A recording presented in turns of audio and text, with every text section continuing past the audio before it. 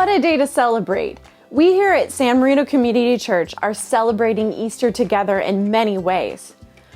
We are celebrating that God lives, and I'm so glad that you're joining us. Today we'll be reading from the Jesus Storytelling Bible. This version helps us see stories in the Bible and remember what Jesus did for us in each story. So get your book if you have it and get ready to follow along. At the end of the story, there will be a fun activity that you can do with your family.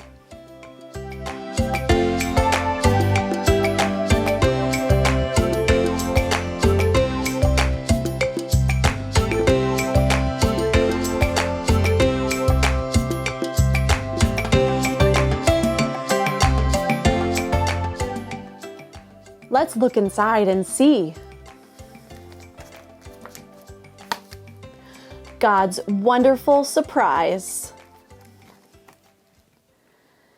Jesus' friends were sad.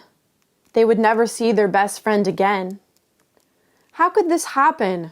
Wasn't Jesus the rescuer? The King God had promised? It wasn't supposed to end like this. Yes, but whoever said anything about the end? Just before sunrise on the third day, God sent an earthquake. An angel from heaven. When the guards saw the angel, they fell down with fright. The angel rolled the huge stone away, sat on top of it, and waited. At the first glimmer of dawn, Mary Magdalene and the other women headed to the tomb to wash Jesus' body. The early morning sun slanted through the ancient olive trees, drops of dew glittering on leaves and grasses, little tears everywhere.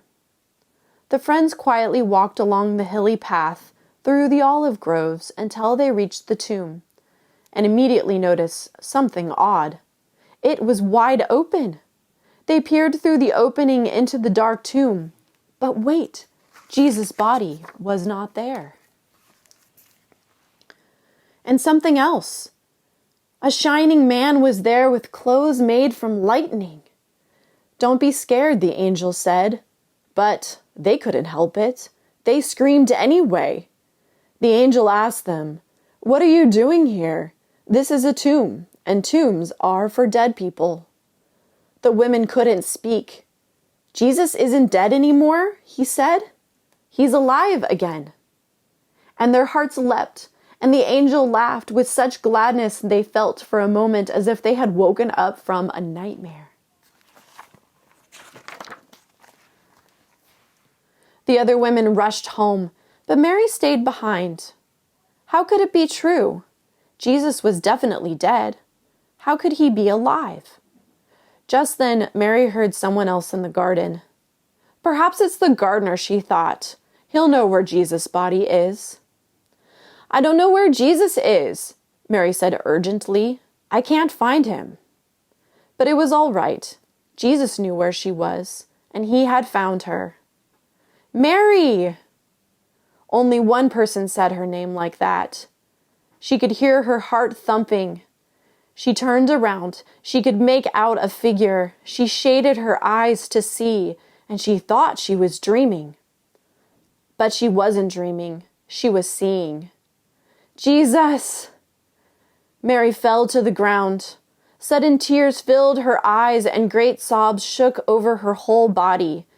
And all she wanted in that moment was to cling to Jesus and never let him go.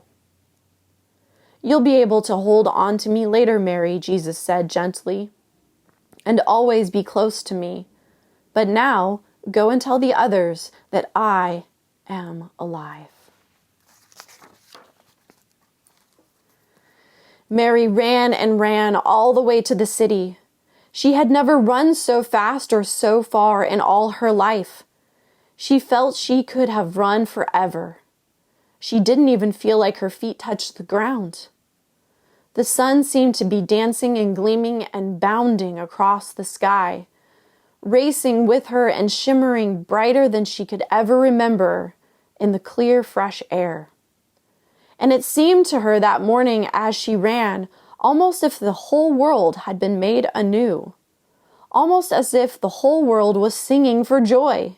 The trees, tiny sounds in the grass, the birds, her heart. Was God really making everything sad come untrue? Was he making even death come untrue? She couldn't wait to tell Jesus' friends. They wouldn't believe it, she laughed. She was right, of course.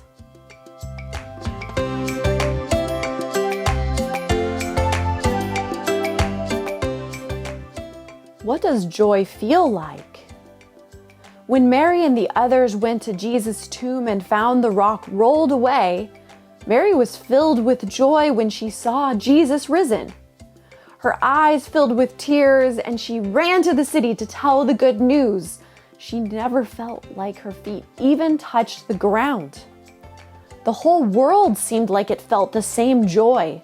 The sun was dancing and gleaming and bounding across the sky and shining brighter than she had ever remembered. The air was clearer and fresh. Even the trees, the grass, and the birds were singing for joy. Can you think of a time when you felt full of joy? Find your favorite crayons or markers and draw a picture of what joy feels like. Afterwards, make a cross. You can use sticks or strips of paper or anything else you can find. Be creative. With your picture in front of you, take the cross you have made and attach it to the top of your picture. The cross is a symbol of our Christian faith, reminding us of the joy we have in Jesus. And whenever you're finished, take a look and ask an adult to help you hang it somewhere you can see it every day. Then when you see it, you can be reminded of how much joy we have in Jesus. With this reminder of the joy we have in Jesus, we know that Jesus is always with us.